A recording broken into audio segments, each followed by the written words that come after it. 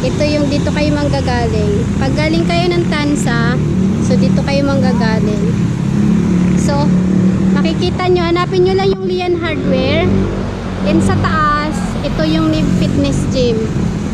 Ayan guys, makikita nyo, Nib Fitness Gym. Third floor, nitong hardware. Lian Hardware.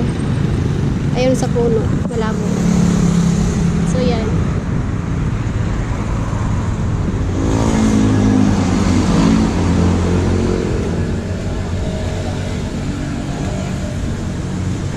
So yun guys, pakyat na tayo.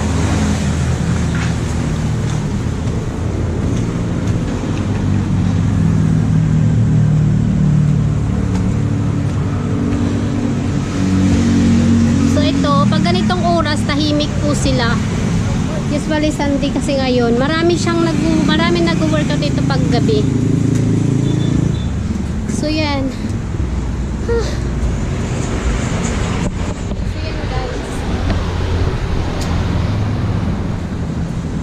So ito yung view.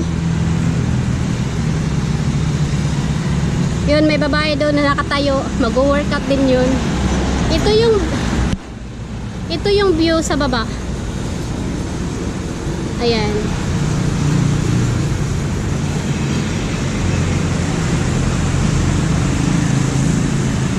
So, punta tayo sa counter. Ayan. Sa mga nagtatanong, ayan, I think promo pa sila. So kung gusto nyong malaman guys, bumisita na lang kayo. So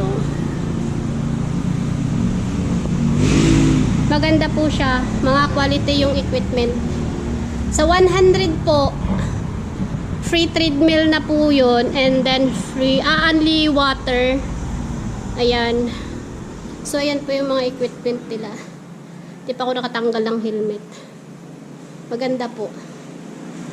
So, visit na kayo kung gusto nyong pumayat.